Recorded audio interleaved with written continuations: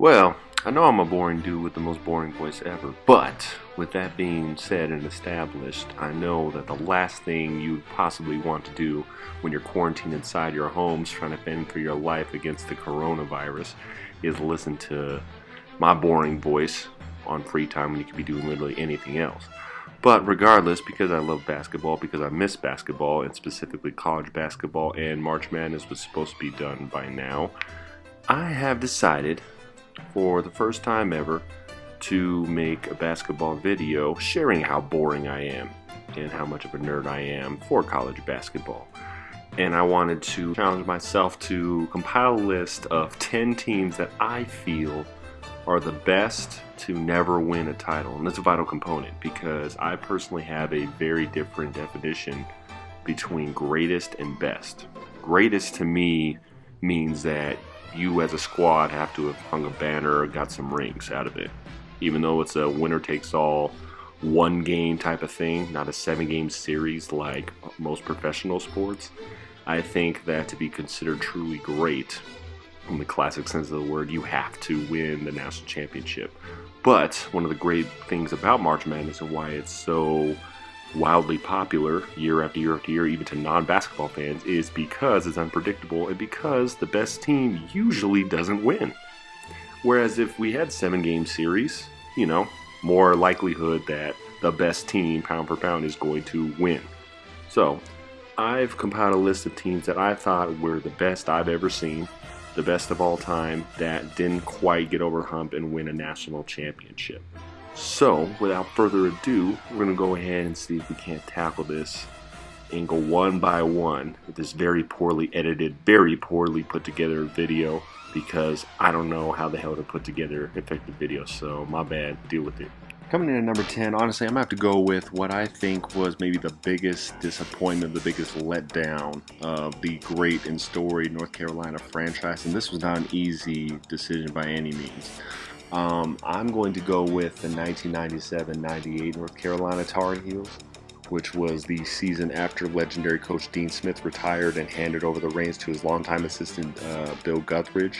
His team was loaded. This team had National Player of the Year Anton Jameson. Yeah, people don't know Anton Jameson was National Player of the Year. This dude was putting up 22 and 11 a game as a junior. Shammond Williams, who not a lot of kids these days know about, but he was a high-scoring guard. You, of course, had Vince Carter, the biggest name on that team, at least later on.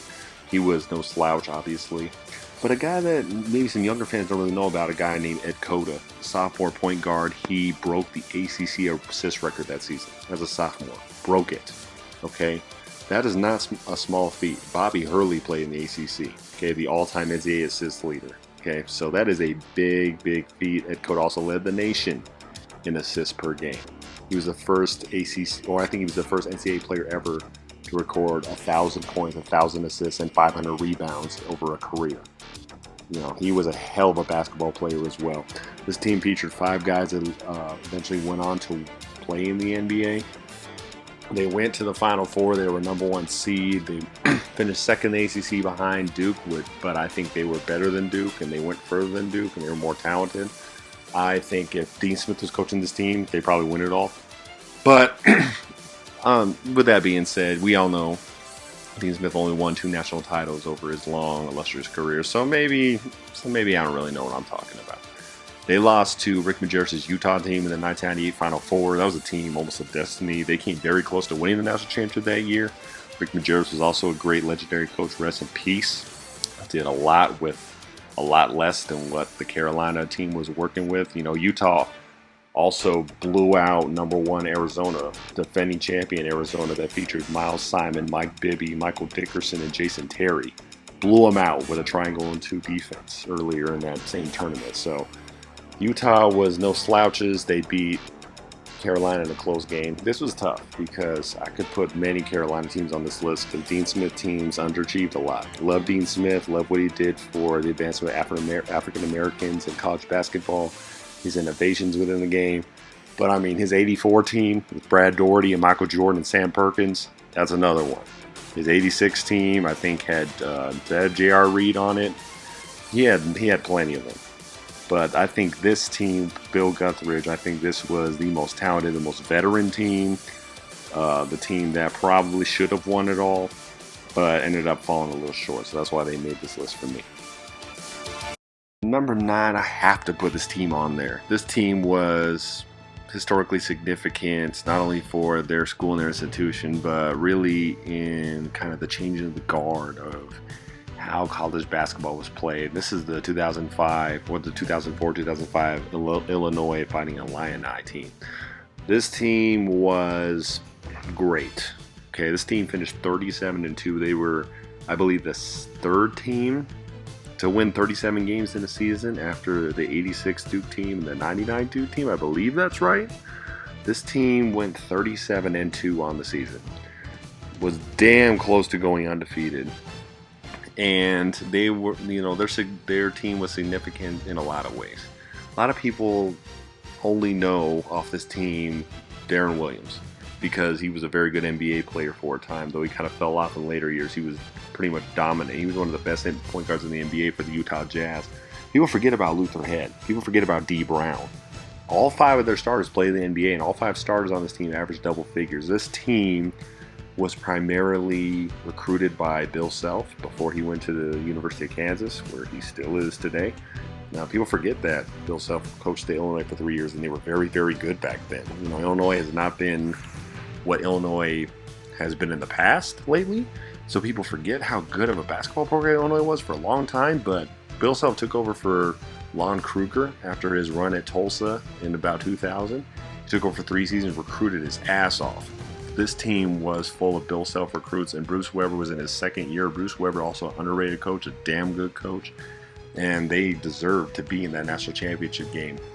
They blew out almost everyone on their schedule. I mean, they had very few close games. They finished the season ranked number 1. They played Wake Forest at home when Wake Forest was ranked number 1 in the country. Wake Forest had Chris Paul on their team. They beat them by 18 points early in the year. Their only loss in the regular season until the national championship game was to Ohio State on the road in the regular season finale. Ohio State was a team they had already beat by 20 points earlier in the year. They lost on a buzzer beater. That was the only blemish on their schedule. They'd won all of their Big Ten tournament games by double digits. And then their only other real challenge was that famous game against Arizona that had Mustafa Shakur and Hassan Adams and Channing Frye. They were down, 15 points or so with a few minutes left. They came back, went to overtime, and won. That's a great game. But that was the only time they were really challenged until the national championship game when they played North Carolina. That featured all those NBA players: Sean May, Marvin Williams, Jawan Williams, Rashad McCants, Raymond Felton. That team was a great, great Carolina team, and it was Roy Williams' time to win a national title. He was kind of falling into that same category his mentor Dean Smith was given a long time about a guy who couldn't win the big one. But that Illinois team, that was even better than, in my opinion, that was better than the '89 Illini team that featured Kendall Gill and Nick the Brick Anderson and Kenny Battle and Lowell Hamilton, all of them. I think this team was better. This team went further. This team was more dominant, even though maybe the Big Ten might have been arguably better in '89 with Iowa and Michigan back then who won the national championship. I think this Illinois team in the modern era, playing 3 guards, starting 3 guards, and really 2 undersized bigs. I mean, Roger Powell and James Augustine was 6'10", but Roger Powell was playing power forward at 6'6". And they're starting Luther Head, Darren Williams, and D. Brown, all 6'3" or less, and they just dominated. It showed what superior guard play could do in the modern era on a basketball floor. So I think this team is significant in a lot of ways, and if they ran into anyone besides that North Carolina team, I think they're cutting nets and bringing home a batter into Champaign. So next up, I got the 1988 Oklahoma Sooners. And yes, that's on the basketball court. For those of you that don't know, this team was unreal.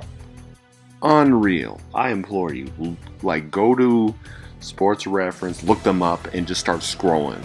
Read the stats. This team was unbelievable. People do not understand how great this team was because they were upset by Danny and the Miracles in the national championship game.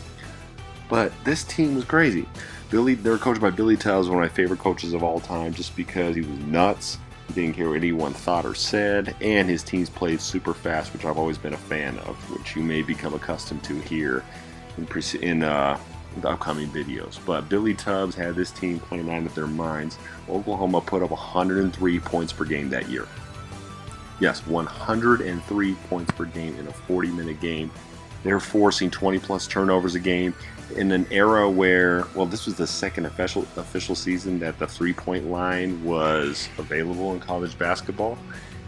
They were one of the first teams to really exploit and take advantage of it after Rick Pitino's Providence Friars had rode the three-point shot to the Final Four the previous season. They were taking 20-plus a game, which helped them put up points on the board. They had talent galore. They had Stacey King inside, was putting up 22 and 9. They had Harvey Grant, who played power forward, who put up 21 and 9. So yes, their center and power forward combined for about 43 points and 20 rebounds a game. Unbelievable. Mookie Blaylock led the nation in steals that year. He was unbelievable at that. He was taking away about 4 steals a game. Ricky Grace was taking about 3 steals a game. Harvey Grant at the power forward position was getting about 2 steals a game. Stacey King was getting 3 blocks a game. This team blew out everyone. No one was coming close. They went 35-4 on the year. They won the Big 8. And ironically, in the national championship game, they ran into a Big 8 team that they had already beaten twice that season, albeit in close games. But nonetheless, it was a team that they were fully expecting to beat, because the game before they played a very, very, very good Arizona team that had Sean Elliott and Steve Kerr and beat them easily. They'd been blowing out everybody. They hadn't lost in over a month when they lost in overtime on the road to Missouri. And this Oklahoma team was stacked top to bottom with NBA talent. This was their greatest team in program history. And if they didn't lose to Kansas in that game, where Danny Manning just took over and was the best player on the floor, and in my opinion, in Big 8, Big 12 history that night, you'd be hearing about this Oklahoma team a lot more than you do. So that's why they have such a high standing on my list. Now, this next one is honestly a team that I've never talked too much about, but I've always heard about, and honestly, they're in such high standing with one of the great coaches in the history of the game that I feel obligated almost to include them, and that's the 1974-75 Indiana Hoosiers. Now, this is the team directly preceding the last Division I basketball team to go undefeated, men's basketball team to go undefeated throughout a regular season and win a national championship. This team was almost the same team, minus a couple of seniors, and it's well documented. Bob Knight has said several times that he believed that this team, the 75 team, was superior to the team that went undefeated and won the national championship the next year.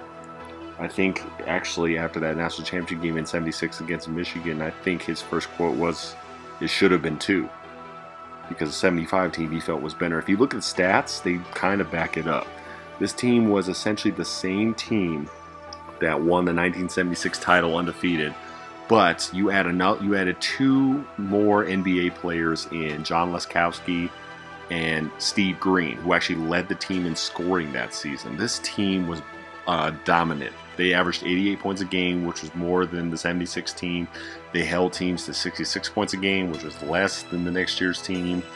They weren't really challenged. The problem with this team was they went 31-0. They went 18-0 in the Big Ten. They had a historically great coach, still hungry for his first title. Their problem was their best player, in my opinion, Scott May, father of Sean May, who played for the 05 Carolina Tar Heels. Scott May broke his arm during the season. Broke his arm, I believe, against Purdue. I believe he broke it against Purdue. He had to play in the Sweet 16, or I guess it was the Elite 8 back then. He had to play in a cast with a broken arm against Kentucky, a very, very good Kentucky team coached by Joe B. Hall, and they lost 92-90 because their future National Player of the Year was playing in the cast. I will bet you anything that I own that if Scott May did not have a broken arm, Indiana would have beaten my beloved UCLA Bruins in the 75 National Championship game because they were the better team, and they would have repeated the next year and gone undefeated again. But this 75 team was better. I agree with Coach Bob Knight. I mean, he was there. He would know. He's one of the greatest coaches of all time. but these guys had, I believe, 8 players that ended up playing in the NBA. 8? That's an astronomically high number. It's a bit unexpected. Now, it's kind of skewed because back then you had more rounds in the draft and it was easier to get to the league and there wasn't as much talent, blah, blah, blah, blah, blah. But bottom line is, this team was better than the team the next year that ran the table, was the last Division I men's team to go undefeated. So they need to be given their merit and their just dues, and I agree with Coach Bob Knight. This is a historically great team. The 1984-85 Georgetown Hoyas, the height of Hoya paranoia crafted by legendary coach John Thompson. For my money, this is the best team. I don't care if they didn't win it all. This is the best team in Georgetown basketball history. This is Patrick Ewing's senior year. He had David Wingate, Bill Martin, Reggie Williams, and Michael Jackson. Yes, his name was Michael Jackson in the mid-'80s.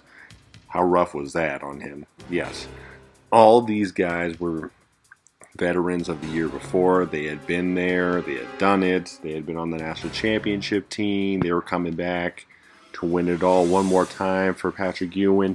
This team was once again dominant, and they had the intimidation factor. You can watch any one of the countless documentaries or even the 30 for 30 about the Big East. This team personified the Big East. They were rough, they were physical, they pressed all game. You have the ultimate intimidator and shot blocker in the back in Patrick Ewing. This team had experience, they had poise, they had toughness, they had the coach on the sideline who was 6'10", who looked like he could steal locks and mids for them at the power forward spot. Even though they didn't have Michael Graham, kind of the enforcer and the breakout star from the last year's tournament, this team was better. This team was just as good defensively, but was better and more refined offensively with the emergence of Reggie Williams. Because one thing John Thompson teams seemed to struggle with is they didn't have great shooters. And in my opinion, there's no scientific factor, no kind of numbers to back this up. This is why I feel like John Thompson's teams kind of fell off after, the mid-'80s. I think it's because his teams were predicated on protecting the paint, being big and physical and athletic. I don't think they were necessarily great shooters. And with the emergence of the three-point line after the 86-87 season, I think Georgetown kind of fell off. They were still very good, but they weren't as dominant as they were beforehand. But this team was at the height of their powers with the program's greatest player of all time, Patrick Ewing. This team was preseason number 1 for obvious reasons. They never dipped below number 2. They were number 2 for a little while when they lost to St. John's in late January. They dropped a couple in a row to St. John's and Syracuse, but then after that they didn't lose again until April 1st, April Fool's Day, when they lost to Villanova, one of the most famous and most publicized upsets of all time. That was a fluke game. I mean, think about it.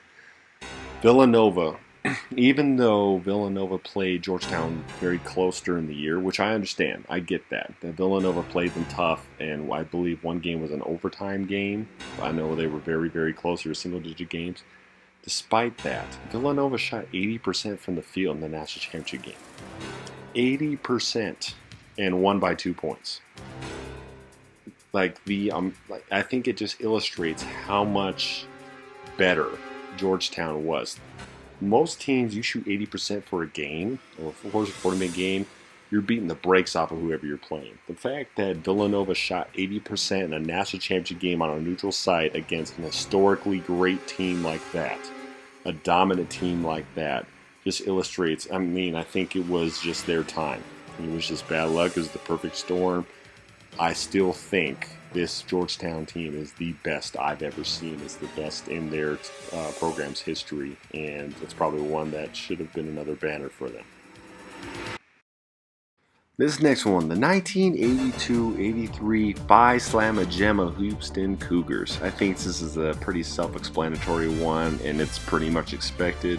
This is one of the all-time examples, along with that Georgetown team, of a squad that probably should have won a national championship and somehow managed to come up just short in doing so. And we get to relive it every single March when we see Dirk Wittenberg's last shot being slammed in by Lorenzo Charles, rest in peace.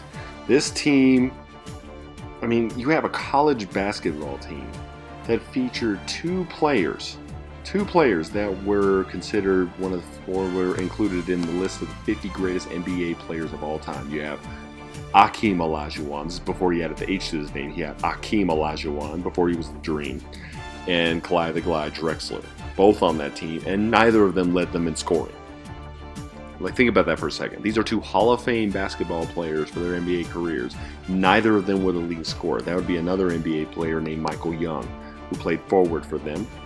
They also had Larry Mr. Mean Mishaw, 6'9" forward, who also played in the NBA. They had Benny Anders off the bench. They had Alvin Franklin, Reed Geddes. This team was stacked. This team won 25 games in a row. This team was number one for a reason.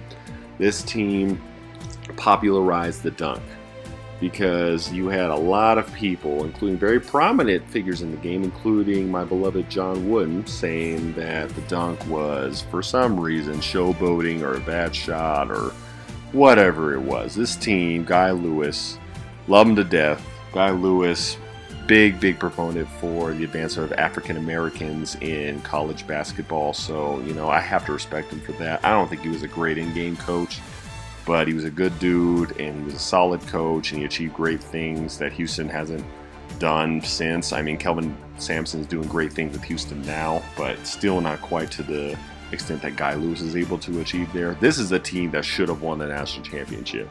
Not only were they far and away the best team there, the best team in the country, they beat the number 2 team, the second best team, the Louisville Cardinals. And by the way, this is another team I kind of consider putting on this list, the 82-83 Louisville Cardinals. I think that's Denny Crow's best team. I think that's his best team, and I know that the 1980 team and the 1986 team both won national championships. I think the 83 version of the Louisville Doctors of Dunk Cardinals were the best team he had. And the Houston Cougars ran them off the floor, beat them by double digits. There's no way in hell that Houston, it's been said over and over, so I'm not going to elaborate on it, but there's no way in hell they should have lost to NC State in the national championship game. Another game, just like the Villanova game we just talked about, that was just the perfect storm. It happened. Jim Valvano was a great coach, rest in peace. He had a perfect game plan. Houston underperformed except for Akeem. Clyde Drexler got in foul trouble in the first half, and I don't mean a little bit of foul trouble. The dude had 4 fouls in the first half.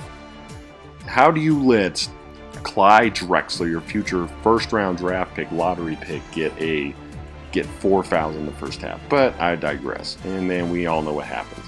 This team was dominant. They went undefeated in the Southwest Conference. They were 31-3. They made the dunk an art form. They helped popularize the college game, and I think they really brought to the forefront the showmanship that we've come to know the game of basketball for generations to come after that.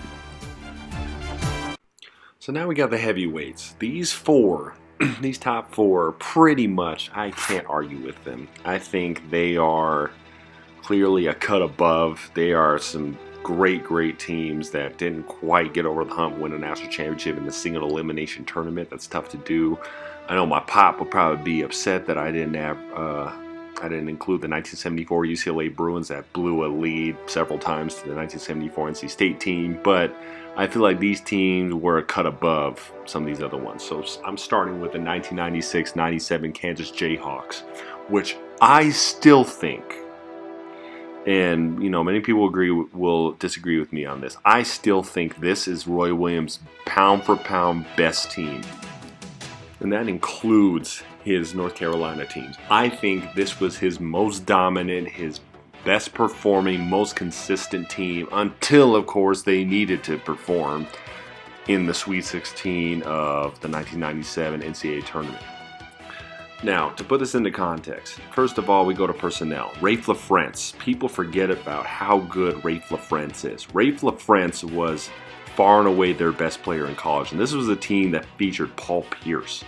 This is a team that featured Jacques Vaughn and Scott Pollard, all NBA players. Jared Haas, who now coaches the Stanford Cardinal.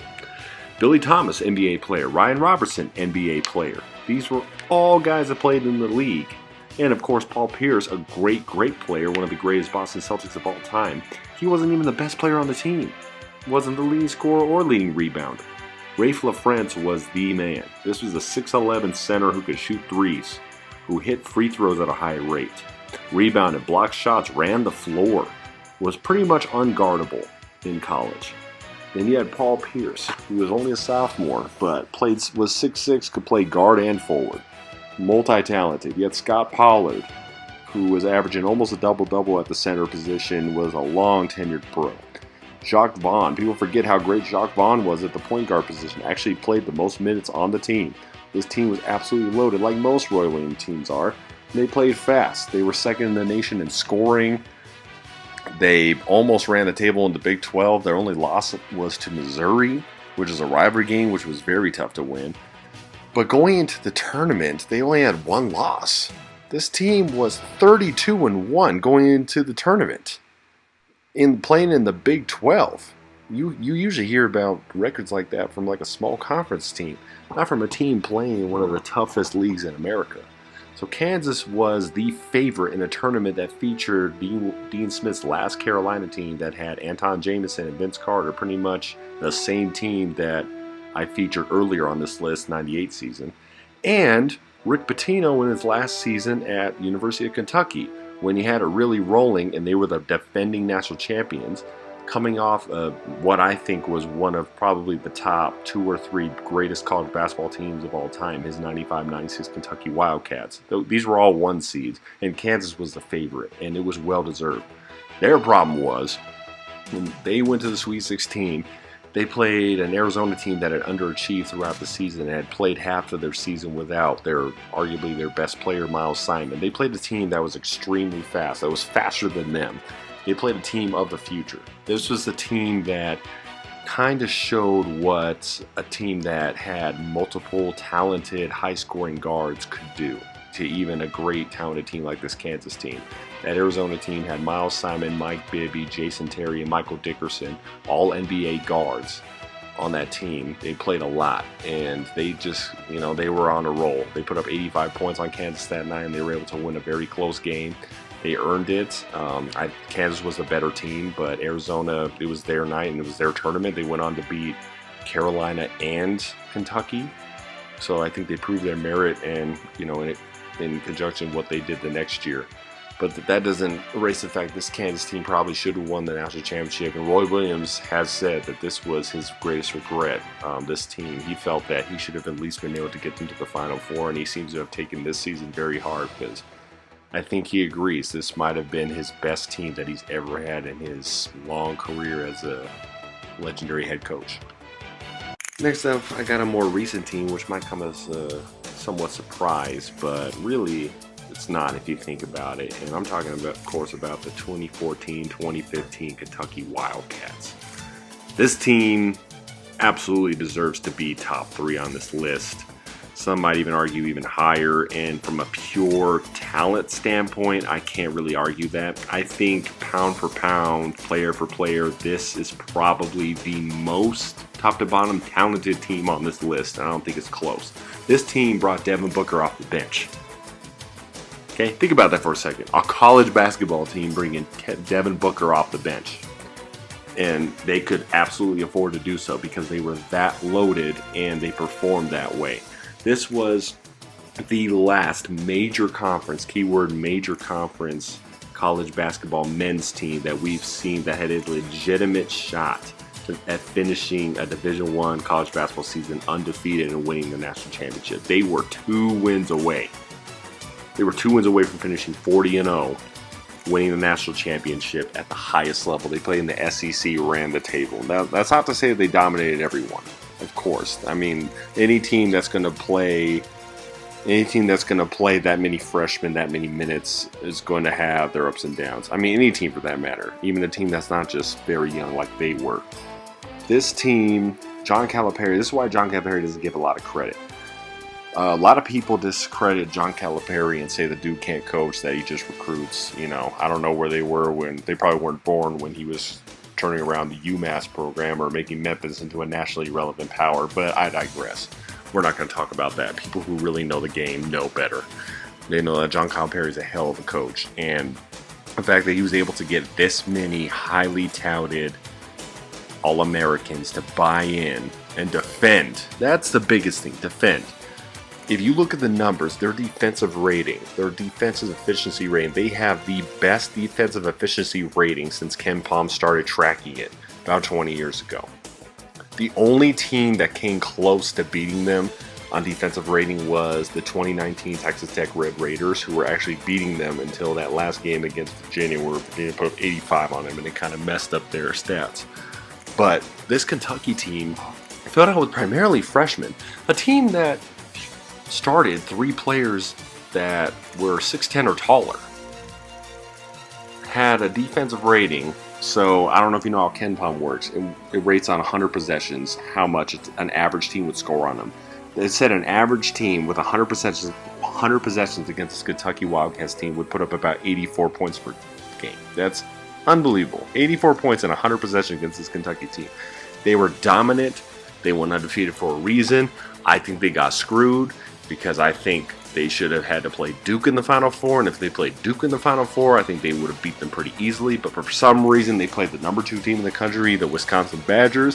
For some reason, Duke got a number 1 seed, even though they didn't even win the ACC, and Virginia got a 2 seed, even though they won the ACC. But that's that Duke bias, and I don't really want to entertain any of these Duke fans, that don't even know enough about their program to really argue with me about Duke history. I digress on that point. This team was great. I think they should have won the national championship, and I think they got screwed, and I think Wisconsin got screwed because they had to play Kentucky in this game, and they were very, very tired and worn down and played a much less talented team in Duke the 2 nights later and lost a national championship game. I think the 2014-2015 Kentucky Wildcats with Karl Anthony Towns, Devin Booker, and Harrison Twins, Trey Lyles, all these NBA players. They had 9 NBA players on their roster, by the way. I think this team rightfully deserves to be top 3 in the greatest teams to have never won the national championship. And that brings us to what I believe, my opinion, the top 2 undisputed best non-title winners in the history of the great college game. And honestly, these could go either way, and I could understand anybody putting my number 2 team at number 1, and I would not be mad at you. I think it's more personal preference, and I'm probably a little biased, to be honest. But the number 2 team I have on my list is still, in my opinion, the best team in the history of that storied program. It's the 1998-1999 Duke Blue Devils. And you might say, how can I say that a team that didn't win it all is the best that Coach K's ever had? Well, for a variety of reasons. If you've never heard of this team, you've never looked at this team, if you're a so-called Duke fan, which means that you're probably in your mid-20s or lower, and you have no idea about anything past, I don't know, beyond 2005 or so, go back and look at the stats, look at the players, and see how great, how dominant this Duke team was. It's kind of unbelievable, because bear in mind, this team played in the ACC when multiple teams were ranked and were making the tournament every year. This is back when Maryland was a top 10 team. They had Stevie Franchise, Juan Dixon, all of them. A team that would a couple years later make a couple Final Fours and win a national championship. This Duke team was historically dominant. They led the nation in scoring at 92 points per game. They held teams to 67. So the average score of their basketball games was 92 to 67. Let that sink in for a second. They played 39 games. The average score was 92 to 67. They were crazy talented and dominant. They were very consistent. They had shooters. They had wing players. They had a great point guard. They had a dominant center. They had guys off the bench. They had everything. And young guys will look at this roster, young bandwagon fans of Duke who supposedly are Duke born and bred and Duke till they die and won't recognize a lot of these names. That just shows a little bit of the youthfulness of a lot of these people. This Duke team is still, in my opinion, the best Duke team ever. I don't think it's really close. I think they're better than the 92 Duke team that had Leitner, Hurley, and Grant Hill. Yeah, I know what I said. This team's better. This team had National Player of the Year as well, Elton Brand, averaging 18 and 10 a game. Had Trajan Langdon, the original J.J. Redick. Yes, averaging 17 a game at the guard spot. This Duke could flat out shoot. William Avery was a sophomore point guard, averaging 15 points a game, 5 assists. Kids don't know who William Avery was. He was nice. This dude was a highly ranked point guard for a reason. He went to the league after this season. They had Duke's first official one-and-done player, Corey Maggette, came off the bench, averaging 11 points and 4 rebounds. He was explosive. He'd come off the bench and immediately get production. If there was a sixth man of the year in the NCAA, Corey Maggette would have won it hands down. They had Chris Carrawell, a veteran, a very good basketball player. They also had sophomore Shane Battier, who would later become National Player of the Year himself, also on this team. I mean, there's not a lot of, like, quote-unquote big names if you don't really study the college game. But this team, just look at the numbers, look at the schedule, it speaks for itself. This team lost, I believe, in the Alaska Shootout in late November to Cincinnati, a team that featured Kenyon Martin, which the next year would be number one almost the entire season until Kenyon Martin got hurt. They lost to Cincinnati by 2 points in the Alaska Shootout. They then win 32 straight games. 32. They went undefeated in the ACC. I don't think any, I could be wrong, I don't think any other team's gone undefeated in the ACC since. Especially in this modern era. No team's gone undefeated. They did, and they had a grand total, including the national championship game, they had a grand total of 5 single-digit games. 5. That includes both of their losses on this season. They were, I believe, the third team to win the second team after the 86 Blue Devils to win 37 games in a year. They probably should have won 38. They were so good. They were so good, so dominant. When the NCAA tournament started, the New York Times published an article calling the March Madness tournament the Duke Invitational. That's how dominant that Duke team was. And they weren't even ranked number one. They got to the national championship game. Their first 4 games, they won by an average of 30 points per game. They beat a very good Michigan State team in the Final Four, which would win the national championship the next season. And in the national championship game, they played a fellow number 1 seed, Connecticut, who technically was the higher seed because they were number 1. But Duke was a 9.5 point favorite over Connecticut in the national championship game. These are 2 number 1 seeds. That is unheard of. If you went to Vegas, Duke was a 9-point favorite over a fellow number 1 seed. This is how dominant Duke was. And of course, Connecticut, great team, great coach. It was their time. They were hungry. They won the game. However, this 99 Duke team is one of those teams where if you gave me an opportunity to have any team play one game against any team for all the money in the world, if I wanted to pick one team from history to play one game to win, this might be the team that I would pick. Either this or the number 1 team on my list. This team is up there. This team was great. I hate Duke with everything in me, but this Duke team might be the best team, pound for pound, I've ever seen in college basketball history. And finally, of course, this brings us to my number 1 team that I believe all-time the best team to not win the national championship. This is my personal all-time favorite basketball team, and that is the 1990-1991 UNLV Runnin' Rebels. Now, like I said, I can understand if people want to put the 99 Duke team over this team. I even can kind of understand if you put the 2015 Kentucky team over this team just because of sheer numbers and top to bottom talent, all of that, eras. But this team, it's like their level of dominance we have not seen since this team came out. I think personally they were even more dominant, and at their best they were even more awe-inspiring than the 99 Duke team. This UNLV team, they featured National Player of the Year Larry Johnson, who was putting up 23 points and 11 rebounds a game. You have Stacey Augmon, who was 3-time National Defensive Player of the Year, another lottery pick. You have Anderson Hunt, who was averaging 17 points per game at the shooting guard position. You have Greg Anthony, another first-round draft pick, who was averaging 12 points and 9 assists. You had George Ackles in there, who was a world-class athlete running center for them.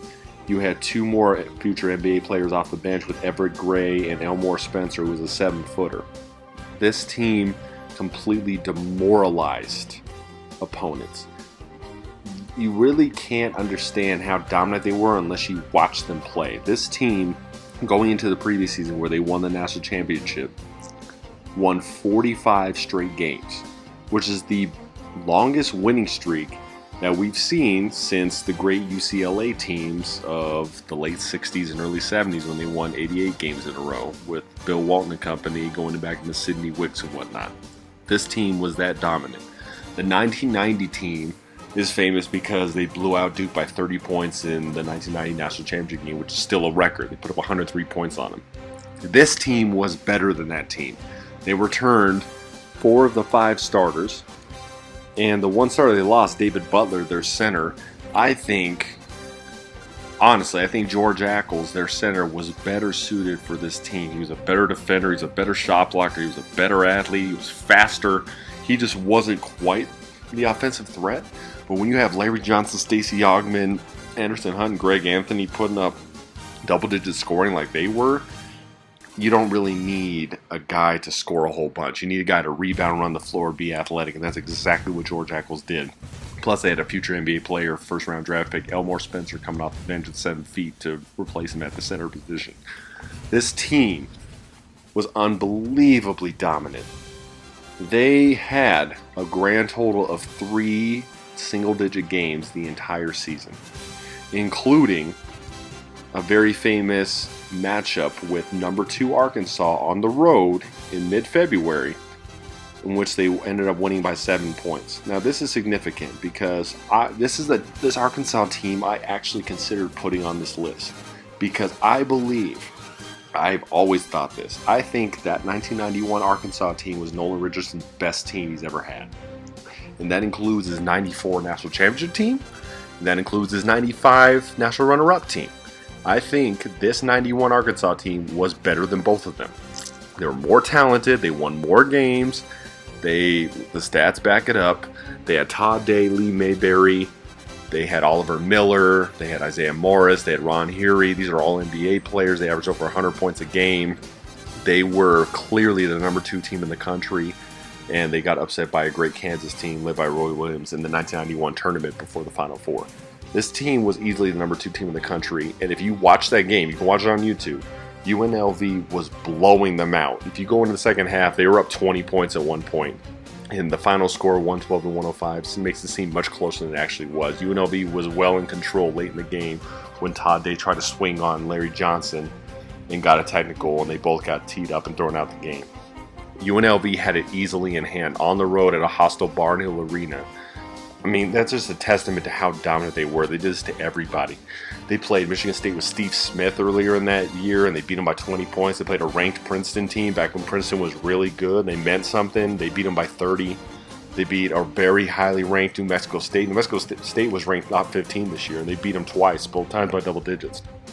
Like, UNLV was not really challenged until the NCAA tournament when they played Georgetown, who featured both Dikembe Mutombo and Alonzo Mourning.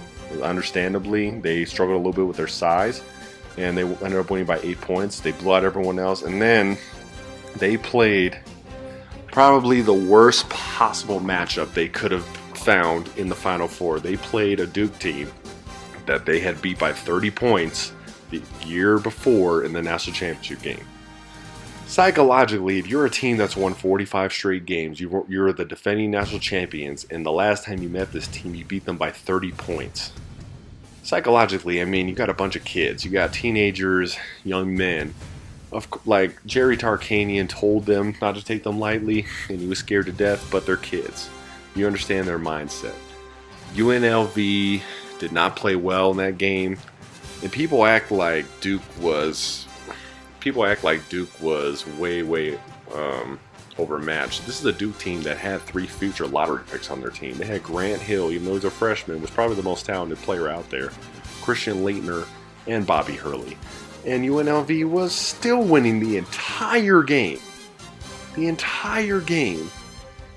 And somehow they decided to come up with a famous Duke call toward the end to foul out Greg Anthony for the first time in his college career on a charge that should have been an and one.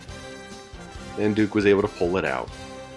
But Regardless, look into the game. Look at how good that Duke team was, and consider the fact that Larry Johnson and Stacey Augmon, two first-team All-Americans, and Larry Johnson was National Player of the Year. These two combined for 19 points in the game. Combined for 19. Larry Johnson averaged 23 by himself. They combined for 19 points, and Duke was still losing the entire game. Their combined averages, Larry Johnson and Stacey Augmon, was over 40.